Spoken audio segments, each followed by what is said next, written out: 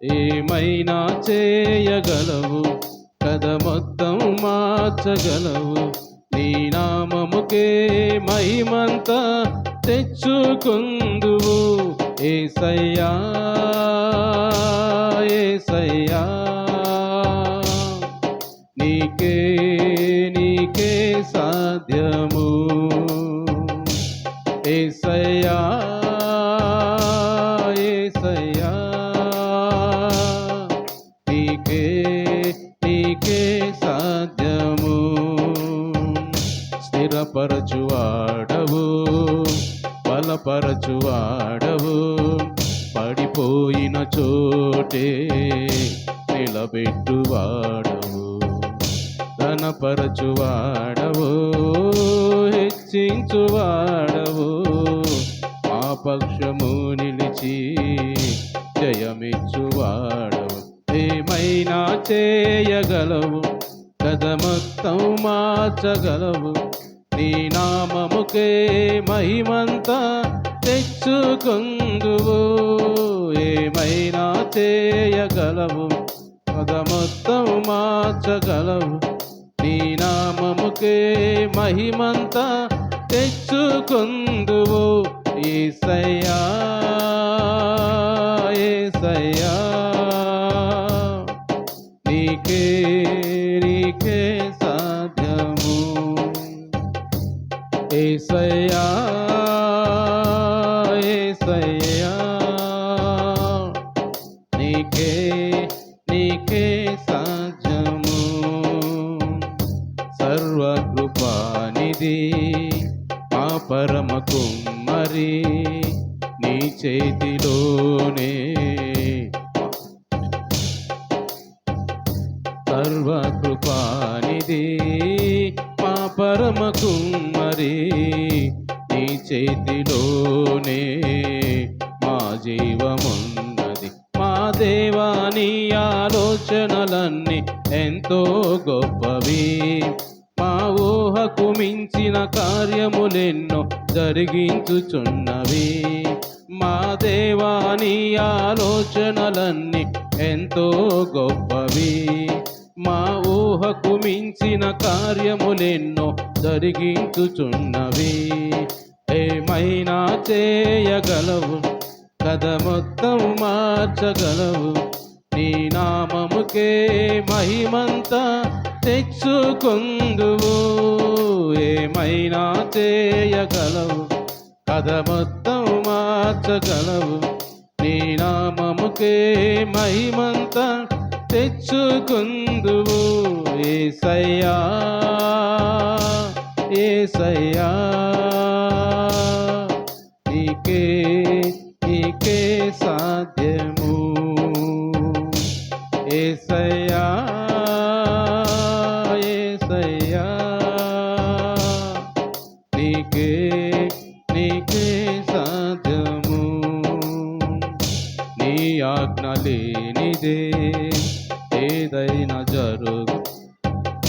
నీ కంచె దాటగా శత్రువుకు సాధ్యము. నీ ఆజ్ఞ లేనిదే ఏదైనా జరుగునా. నీ కంచె దాటగా శత్రువుకు సాధ్యమా. మా దేవా, నీవే మా తోడుంటే అంతే చాలును. అపవాది తలచిన కీడులన్నీ మేలైపోవును. మా దేవా, నీవే మా తోడుంటే అంతే చాలును.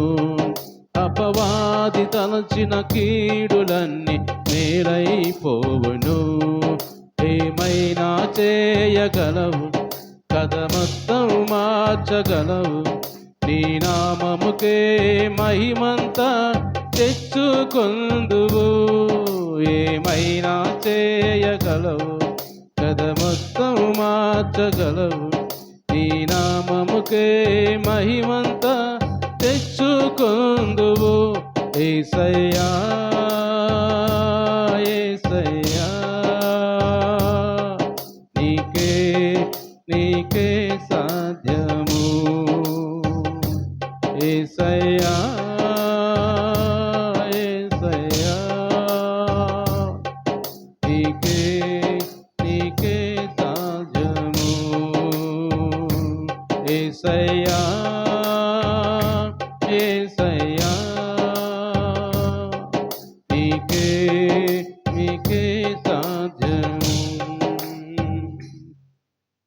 యేసయ్యా నీకు స్తోత్రమయ్యా, వందనాలు ప్రభా. అవునయ్యా, మమ్మల్ని స్థిరపరిచే దేవుడు నాయన, బలపరిచే దేవుడు ప్రభా. అయ్యా, పడిపోయినప్పుడు మమ్మల్ని లేవనెత్తే దేవుడు ప్రభా. దేవానికి స్తోత్రం. మా జీవితాలు మీరు ఏమైనా చేయగలరయ్యా, మా జీవితాలు మార్చగలిగిన దేవుడు ప్రభా. దేవానికి వందనాలు. యేసయ్యా నీకు స్తోత్రమయ్యా, స్తోత్రము తండ్రి. అయ్యా పరిశుద్ధుడ, మా జీవితాలు మార్చి ప్రభా, ఇదిగో తండ్రి మాకు రక్షణ ఇచ్చిన ఆయన మీ సన్నిధిలో ఈ విధంగా ప్రభా అయ్యా ప్రార్థించుకొని ఆరాధించే భాగ్యం మాకు ఇచ్చావయ్యా, మీకు స్తోత్రమయ్యా. మా జీవితాన్ని మార్చింది దేవా, నీకు వందనాలయ్యా. అయ్యా కానుక ఇప్పుడు ఎలాంటి జీవితాన్ని మేము జీవించామో అయ్యా, అలాంటి వ్యర్థమైన జీవితాన్ని ప్రభా దూరపరిచిన ఆయన తీసివేసి అయ్యా నూతన జీవితాలు మాకు ఇచ్చిందేవా, మీకు స్తోత్రాలయ్యా, కృతజ్ఞతలు ప్రభా అని ప్రార్థన చేసుకుందాం. పరిశుద్ధుల ప్రేమమయుడ జీవాధిపతి అయిన దేవా, జీవం కలిగిన దేవా, పరిశుద్ధుల మీ శ్రేష్టమైన ఘనమైన నామాన్ని బట్టి మీకు వందనాలు, స్తుతులు, స్తోత్రాలు, కృతజ్ఞతలు చెల్లించుకున్నాం ప్రభా. ఇదిగో తండ్రి, ఈ రోజునైనా 21 రోజు ఉపవాస ప్రార్థనల్లో ప్రభా 14వ రోజునైనా మీ సన్నిధిలో చేరి ప్రభా ఈ రాత్రికాలం మీ సన్నిధిలో మీ నామాన్ని స్తుతించి మహింపరిచి ఘనపరిచే భాగ్యం మాకు ఇచ్చిందేవా, నీకు వందనాలు చెల్లించుకున్నాం. వచ్చిన బిడ్డలందరినీ కూడా జ్ఞాపం చేసుకున్నా, దీవించండి, ఆశీర్వదించండి, నాయన ఆరోగ్యాలు దయచేయండి ప్రభా. మీ ఆత్మతో వాక్యముతో అందరూ నింపమని ప్రార్థిస్తున్నామయ్యా. ఈ వాక్యం ధ్యానించుకోబోతుండగా నాయన పరిశుద్ధ నాతో మాతో మీరు మాట్లాడి మా హృదయాలు మీరు బలపరచమని యేసు పరిశుద్ధ నామములో ప్రార్థన చేసి వేడుకున్నాను తండ్రి, ఆమేన్. అందరూ కూర్చుందామండి, అందరం కూర్చుందాం, అందరం కూర్చుందాం. కొద్దిసేపు దేవుని వాక్యం మనం ధ్యానం చేసుకుందాం. మన పరిశుద్ధ గ్రంథం బైబిల్లో నుంచి కొన్ని మాటలు మనం ధ్యానం చేసుకుందాం. ఈ పగటి పూట మనము ఏ వాక్యం ధ్యానం చేసుకున్నామని మిమ్మల్ని అడగను కానీ, ఎందుకంటే మీరు మర్చిపోతూ ఉంటారు, అది మిమ్మల్ని ఇబ్బంది పెట్టడం ఇష్టం లేదు. ఈరోజు పగలపాటు కొన్ని మాటలు మనం ధ్యానం చేసుకున్నాం. కాలేబు గురించి. కాలేబు దేవుని నిండు మనసుతో అనుసరించినప్పుడు కాలేబుకి మంచి స్వాస్థ్యాన్ని దేవుడు ఇచ్చాడు. అది నా బలం కాదు, నా శక్తి కాదు అన్నట్టుగా యెహోవా నాకు తోడుగా ఉండిన ఎడల నేను సంపాదించుకుంటాను స్వాస్థ్యాన్ని దేవుని మీద భారం వేసి, నాకు బలం ఉంది, నాకు శక్తి ఉన్నది అని కాలేబు మాట్లాడినట్టుగా మనం చాలా మాటలు మనం ధ్యానం చేసుకున్నాం పగటిపూట. అలాగే ఈరోజు కూడా ఈ రాత్రి కాలం కూడా కాలేబు గురించి, కాలేబు కుటుంబాన్ని గురించి కొన్ని మాటలు మనం ధ్యానం చేసుకుందాం. యెహోషువ గ్రంథము 15వ అధ్యాయం, యెహోషువ గ్రంథము 15వ అధ్యాయము 13వ వచనం నుంచి చదువుకుందాం. నేను చదువుతాను, జాగ్రత్తగా వినండి. యెహోవా యెహోషువకు ఇచ్చిన ఆజ్ఞ చొప్పున యోధా వంశస్థుల మధ్యను యెఫున్నె కుమారుడైన కాలేబునకు ఒక వంతు, అనగా అనాకీల వంశకర్త అయిన అర్బా యొక్క పట్టణమును ఇచ్చాను. అది హెబ్రోను. అక్కడి నుండి కాలేబు అనాకు యొక్క 3 కుమారుడైన శేషయి, అహీమాను, తల్మయి అను అనాకీల వంశీయులను వెళ్ళగొట్టి వారి దేశమును స్వాధీనపరుచుకొనెను. అక్కడి నుండి అతడు దెబీరు నివాసుల మీదకి పోయెను. అంతకుముందు దెబీరు పేరు కిర్యాత్సే పేరు. కాలేబు కిర్యాత్సే పేరును పట్టుకొని దాన్ని కొల్లబెట్టిన వానికి నా కుమార్తె అయిన అక్సాను ఇచ్చి పెళ్లి చేస్తానని చెప్పగా, కాలేబు సహోదరుడు కనజు కుమారుడైన ఒత్నియేలు అని ఒక వ్యక్తి దాన్ని పట్టుకొనిను గనుక అతడు తన కుమార్తె అయిన అక్సాను అతనికి ఇచ్చి పెళ్లి చేశాను. దేవుడి వాక్యం ద్వారా మనతో మాట్లాడునుగాక. దేవుని బిడ్డలు గమనించినట్టయితే ఇక్కడ కాలేబు గురించి మనం పగటిపూట ధ్యానం చేసుకున్నాం. అయితే కాలేబు నేను ఒక స్వాస్థ్యాన్ని సంపాదించుకుంటానన్నాడు. దేవుడు ఆ స్వాస్థ్యాన్ని కాలేబుకి ఇచ్చాడు. అది హెబ్రోను.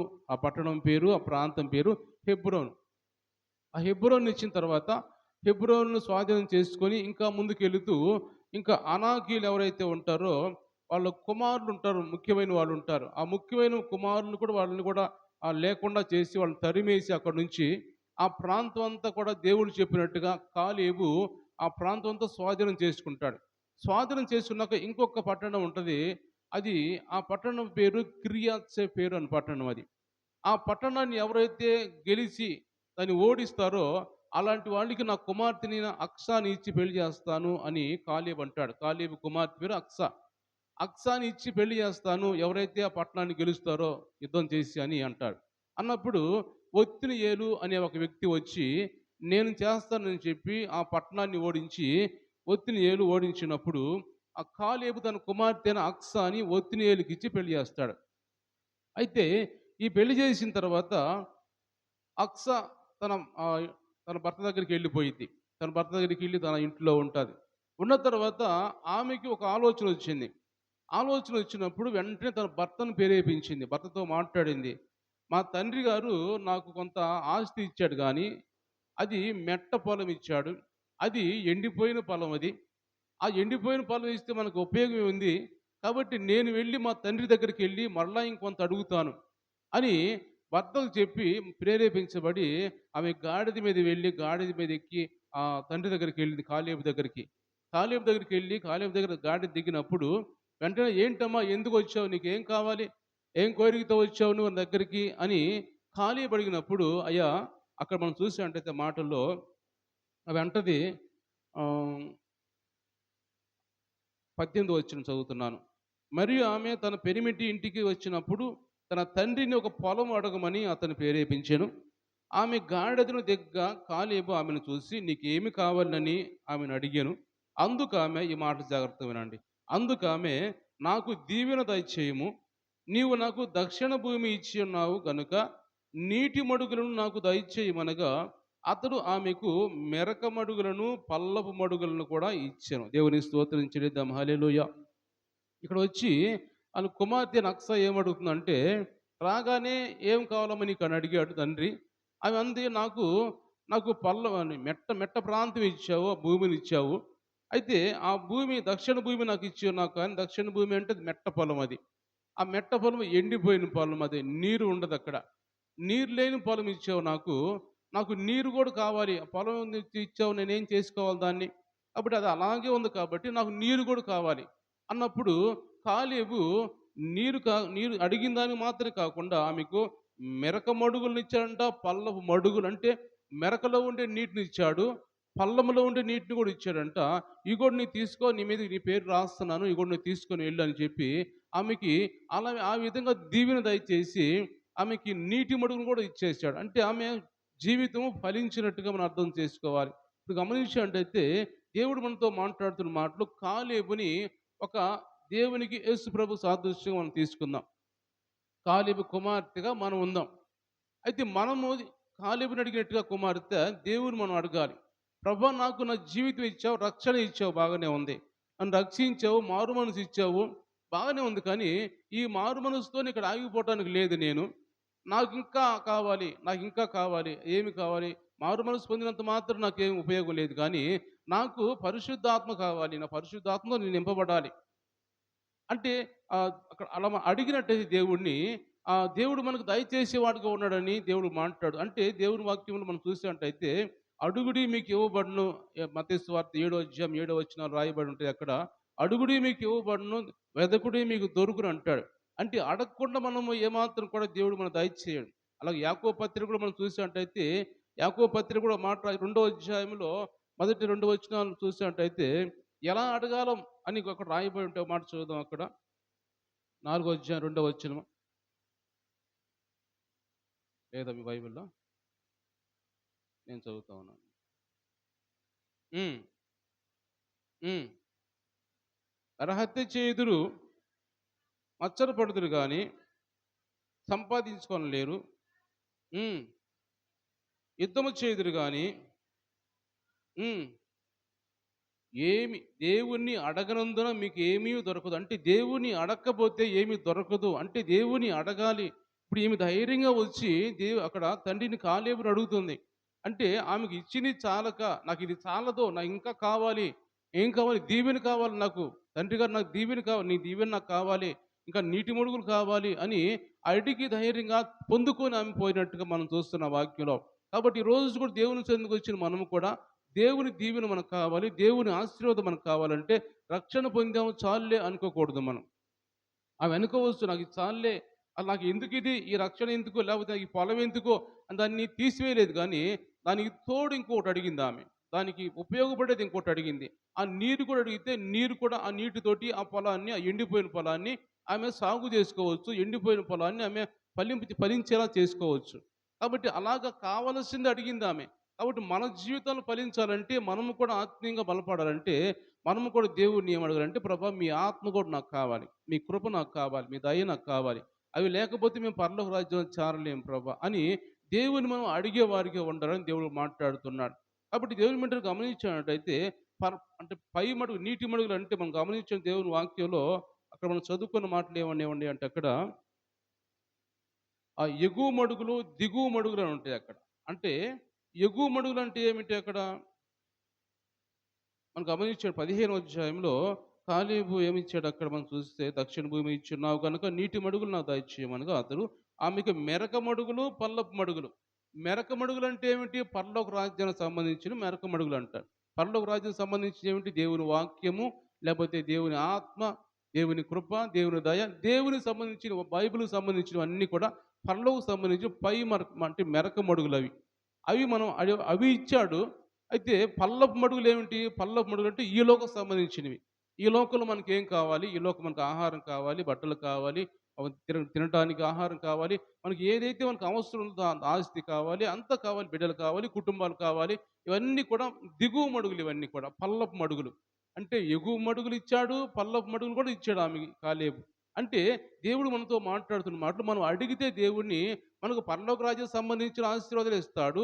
ఈ భూలోకి సంబంధించిన ఆశీర్వాదాలు కూడా దేవుడు మనకి ఇస్తాడు. ఈ రెండు దేవుడు మనకి ఇస్తాడు. ఎందుకంటే అడిగిన వాటికంటే ఎక్కువ ఇచ్చాడు కాలేబు. అలాగే దేవుడు కూడా మనం అడిగినట్టయితే మనకు కూడా అడుగు వాటికంటే ఊహించు వాటికంటే అత్యధికంగా దేవుడు మనం దయచేసే దేవుడు ఆయన. కాబట్టి మనం అడగాల దేవుడిని. అడగకపోతే దేవుడు మనకి ఏమి ఇవ్వడు. కాబట్టి దేవుడిని ఈరోజు మనం ఏం అడగాలి? ప్రభా నాకు ఈ పరలోక రాజ్యం సంబంధించిన మాకు కావాలి, ఆశీర్వాదం ముఖ్యంగా మాకు కావాలి ప్రభా అని మనము అడిగినట్టయితే ఇక్కడ నీటి మడుగులు ఇచ్చిన అర్థం ఏంటంటే నీటి మడుగు దయచేసాడు. నీరు దేనికి సాదృశ్యంగా ఉందంటే పరిశుద్ధ ఆత్మకు సాదృశ్యంగా ఉంది, దేవుని ఆత్మకు సాదృశ్యంగా ఉంది. మనం గమనించినట్టయితే సమరయ స్త్రీ గురించి మనం చూసినట్టయితే మా యోహాను సువార్త 4వ అధ్యాయంలో అక్కడ రాయబడిన మాట, యేసుప్రభు ఏమంటాడు ఆమెతోటి, అమ్మ నువ్వు ఇచ్చే నీళ్లు తాగితే దప్పికొంటాం కానీ నేను ఇచ్చే నీళ్లు తాగితే ఎన్నడూ దప్పికొనరు అని అంటాడు. అంటే అయ్యా ఆ నీరు నాకే దయచేయ్యా అని ఆ నీరు పొందుకుంటుంది, ఆ నీరు సంపాదించుకుంటుంది. అంటే దేవుని ఆత్మను సంపాదించుకుంటుంది ఆమె. దేవుని ఆత్మను సంపాదించుకొని ఆమె ఆత్మతో నింపబడి ఆమె దేవుని సహవాసం కలిగి దేవుని కోసం సువార్త ప్రకటించేదానిగా, అనేక మంది రక్షణ ఇచ్చేదానిగా మారిపోయింది ఆమె. అంటే నీరు దేవుని ఆత్మకు సాదృశ్యంగా ఉంది. కాబట్టి కాలేబు కుమార్తె వచ్చి ఏమడిగింది? నీటి మడుగులు కావాలి నాకు అంది. అంటే దేవుని ఆత్మ నాకు కావాలి అని మనం అర్థం చేసుకోవాలి. దేవుని ఆత్మ లేకుండా మనం ఏం చేయలేం. దేవుని వాక్యం రాయబడి ఉంటుంది కదా, దేవుని ఆత్మ లేనివాడు ఆయన వాడు కాదని రోమీయులకు రాసిన పత్రికలు రాయబడి ఉంటాయి ఈ మాటలు. కాబట్టి ఆత్మ లేకుండా మనము ఈ దేవుని రాజ్యంలో చోటు దక్కించుకోలేము మనం. ఈరోజు దేవుని రాజ్యంలో చోటు దక్కించుకోవాలంటే మనము దేవుడిని అడగాలి. ప్రభా నాకు నీరు కావాలి, నీటి మడుగులు కావాలి ప్రభా అన్నప్పుడు ఆయన ఏం చేస్తారంటే అడిగిన దానికంటే ఎక్కువ ఇస్తాడు దేవుడు మనకి. సొలొమోను గురించి మనం చూస్తాం కదా, సొలొమోను ఏం అడిగాడు? సొలొమోను నాకు జ్ఞానం కావాలి ప్రభా, వివేకం కావాలి ప్రభా అని అడిగాడు. అడిగిన దానికంటే ఎక్కువ ఇచ్చాడు సొలొమోనుకి దేవుడు. నువ్వు ఇంత మాత్రం అడిగావు కాబట్టి, నువ్వు స్వార్థం లేకుండా అడిగావు కాబట్టి నీకు ఇంకా ఆస్తి ఇస్తాను, ఐశ్వర్యం ఇస్తాను, ఘనతని ఇస్తాను నీకని సొలొమోనుకి దేవుడు ఊహించంది కూడా ఇచ్చాడు దేవుడు. కాబట్టి ఊహించని కార్యాలు దేవుడు చేస్తూ ఉంటాడు. ఏదో ఒకదాని కోసం పోతే రెండో ఆమె పొందుకొని పోయింది కాలేబు కుమార్తె. కాబట్టి దేవుని బిడ్డ ఈరోజు దేవుడు మనతో మాట్లాడుతున్న మాటలు కూడా మనము కూడా దేవుణ్ణి అడిగి దేవుని దగ్గర పొందుకొని పోవాలని. ఎందుకంటే మన జీవితాలు మార్చే దేవుడు ఆయన.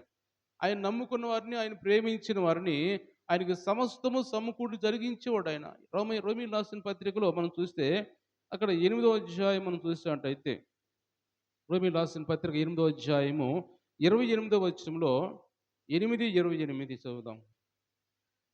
దేవుని ప్రేమించు వారికి అనగా ఆయన సంకల్పము చొప్పున పిలువబడిన వారికి మేలు కలుగుటకై సమస్తమును సమకూడి జరుగుచున్నవని ఎరుగుదము. చాలు కింద మళ్ళా 32వ వచనం చదువుదాం. తన సొంత కుమారుని అనుగ్రహించుటకు వెనుక తీయక మనందరి కొరకు ఆయనను అప్పగించిన వాడు ఆయనతో పాటు సమస్తమును మనకు ఎందుకు అనుగ్రహింపడు? దేవుని స్తోత్రం చెల్లిద్దాం. హల్లెలూయా. దేవుడు ఇక్కడ మాట్లాడుతున్నాడు. ఆయనకి ప్రేమించిన వారికంట ఆయన సమస్తము సమకూడి జరిగించున్నాడంట. అన్ని సమస్తం ఇస్తాడు దేవుడు మనకి. అంత మాత్రం కాక దేవుడు అంటున్నాడు ఆయన సొంత కుమారుని మీకోసం అప్పగించాడు ఈ లోకంలో. ఆయన సొంత కుమారుని అప్పగించిన వాడు మిగిలినవన్నీ కూడా మీకు ఎందుకు ఇవ్వడు? అన్నీ ఇస్తాడు దేవుడు. మీకు ఏది కావాలో దేవుని బిడ్డలైన వారు వాళ్ళు ఏది ఏది కావాలో, ఏది ఆశపడుతున్నారో అన్నీ దేవుడు ఇస్తాడు. ఎందుకంటే దేవుని బిడ్డైన వారు బాధపడుతుంటే, వేదన పడుతుంటే, కష్టపడుతుంటే చూస్తూ ఉండడు దేవుడు. ఆయన నమ్ముకున్నవారు, ఆయన నమ్మిన వారు, ఆయన విశ్వసించిన వారు బాధపడుతూ ఉంటే చూస్తూ ఉండడు. కాబట్టి అలాగ మనం కూడా దేవుణ్ణి అడిగి, ప్రభా మాకు మీ ఆత్మ కావాలి ప్రభా. రక్షణ ఇచ్చావు బాగానే ఉంది. కానీ ఇది చాలదు. ఈ ఆత్మ చాలదు. ఈ భక్తి చాలదు. కాబట్టి ఇంకా మాకు ఆత్మీయంగా రోజు రోజు మేము ఎదగాలి ప్రభా అని దేవుడిని అడుగుతూ ఉండాలి మనం కూడా. ఆత్మతో ఇంకా నింపబడుతూ ఉండాలి. వాక్యంతో నింపబడుతూ ఉండాలి. మనం పరలోక రాజ్యం సంబంధించిన మెరకమడుగులు అడుగుతూ ఉండాలి ఎక్కువ. మెరకమడుగులు అంటే ఏమిటి? పరలోక రాజ్యం సంబంధించిన ఆశీర్వాదాలు. అవి మనం అడుగుతూ ఉండాల. అవి అడిగినప్పుడు ఆయన పల్లపు మడుగులు కూడా దేవుడు మనకిస్తాడు. భూమిలో ఈ లోకంలో సంబంధించి ఏం కావాలో కూడా అవి దేవుడు మనకిస్తాడు. కాబట్టి అలాగ దేవుడిని అడిగేవారుగా మనం ఉండాలని పరిశుద్ధాత్మ దేవుడు ఈరోజు మనతో మాట్లాడుతున్నాడు. కాబట్టి దేవుని బిడ్డలు గమనించినట్టయితే ఇంకా చాలా విషయాలు మనం దేవుని వాక్యం ఇలాగ చూడొచ్చు. ఆ దేవుడిని అడిగి దేవుని ఆత్మను పొందుకున్నవారు, దేవుని ఆత్మ పొందుకొని దేవునికి ఇష్టమైన వారుగా జీవించిన వారు చాలామంది బైబిల్లో మనం చూడవచ్చు. అడిగి మరి ఎలీషా లాంటి వాళ్ళు ఆత్మ కోసం పరిగెత్తి పరిగెత్తి పరిగెత్తి ఏలి వెంట పరిగెత్తి, అయ్యా ఎందుకు తిరుగుతున్నావు, ఏం కావాలి నీకు అని అడిగినప్పుడు, ఈ కాలేబు కుమార్తెను అడిగినట్టుగా ఏం కావాలి నీకు అని ఏలి అడిగినప్పుడు, అయ్యా నాకు ఆత్మ కావాలి, 2 అంతల ఆత్మ కావాలండి. అంటే దేవుని ఆత్మ ఉంటేనే మనం పరలోక రాజ్యం చేరతాం. కాబట్టి ఎలీషా అడిగినట్టుగా, కాలేబు కుమార్తె అడిగినట్టుగా మనం కూడా దేవుని రోజు అడగాలి. ప్రభా నాకు ఆత్మీయమైన ఆశీర్వాదాలు కావాలి ప్రభా, ముఖ్యంగా అవి కావాలి నాకు. ఈ లోక సంబంధించి ఎలాగో మీకు ఏది కావాలో నేను ఇస్తానన్నావు, అది మాకు ఇస్తావు. కానీ మాకు మొట్టమొదటిగా పరలోక సంబంధించిన ఆశీర్వాదాలు మాకు కావాలి. ఆ దీవెనలు మాకు కావాలి ప్రభా అని మన దేవుడిని అడిగినట్టయితే దేవుడు మనకి దయచేసేవాడిగా ఉన్నాడని పరిశుద్ధాత్మ దేవుడు మనతో మాట్లాడుతున్నాడు. కాబట్టి ఈరోజు దేవుడు మనతో మాట్లాడుతున్న మాటలు ఇంకా ఒక్క మాట చదువుకొని ముగించుకుందాం. లూకాసు వార్తలో మనం చూసినట్టయితే 11వ అధ్యాయము 11వ వచనంలో ఒక మాట చదువుకొని, లూకాసు వార్త 11వ అధ్యాయం 11వ వచనంలో ఒక మాట చదువుకుందాం. మీలో తండ్రి అయిన వాడు తన కుమారుడు చేపను అడిగితే చేపకు ప్రతిగా పామునిచ్చున, గుడ్డును అడిగితే తేలునిచ్చున. కాబట్టి మీరు చెడ్డవారయుండి కూడా మీ పిల్లలకు మంచి ఈవుల్నియే ఎరిగి ఉండగా, పరలోకమందున్న మీ తండ్రి తన్ను అడుగు వారికి పరిశుద్ధాత్మను ఎంతో నిశ్చయముగా అనుగ్రహించునా నేను. దేవుని స్తోత్రం చెల్లిద్దాం. హల్లెలూయా అంటున్నాడు దేవుడు ఇక్కడ. ఈ లోక సంబంధించిన తండ్రులు వాళ్ళు కుమారుని అడిగినప్పుడు చేపను అడిగితే పామునిస్తాడా, లేకపోతే గుడ్డును అడిగితే తేలునిస్తాడా? అలా ఇవ్వడు కదా. మీరు చెడ్డవారయ్యండి కూడా మీ పిల్లలు ఏమి అడిగితే అది ఇచ్చారు. అలాంటిది నేను పరలోకపు తండ్రిని, నేను మీకు ఇంక ఏది కావాలో నేను నిశ్చయముగా మీకు పరిశుద్ధాత్మ అనుగ్రహిస్తాను కదా మీరు అడిగితే అని దేవుడి యొక్క మాట. కాబట్టి మనం అడగాలి. ఈరోజు రాత్రికాలం దేవుడు మనతో మాట్లాడుతున్న మాట అన్నీ ఏమిటంటే, ముఖ్యంగా దేవుని అడిగి మనం పొందుకోవాలి. ప్రభా నాకు ఇది చాలదు, ఈ భక్తి చాలదు, ఈ ఆత్మీయత చాలదు, కాబట్టి ఇంకా నాకు దయచేయి ప్రభా, నీ దయ కావాలి, నీ కృప కావాలి, నీ ఆత్మ కావాలి, ఇవి నాకు ఈరోజు కావాలి ప్రభా అని రోజు రోజుకి దేవునికి మనం దగ్గర అయ్యే వారిగా ఉండాలని దేవుడు మనతో మాట్లాడుతున్నాడు. కాబట్టి ఈ మాట అన్ని మన హృదయం తీసుకొని దేవునికి దగ్గరగా ఉందాం. దేవుడు రాకడంతో సమీపంగా ఉంది. సిద్ధపడదాం. దేవుడి మాట దీవించి ఆశ్రయించుగా. కళ్ళు మూసుకుందాం, ప్రార్థన చేసుకుందాం. అందరూ కూడా ప్రార్థన చేసుకుందాం, కళ్ళు మూసుకుందాం. దేవా ఈరోజు నాయన మాతో మాట్లాడిన దేవా నీకు వందనాలు ప్రభా. కాలేబు కుమార్తె ప్రభా ఇదిగో తండ్రి ఏం అడిగిందో నాయన, అదిగో తండ్రి పరిశుద్ధుడా ఈరోజు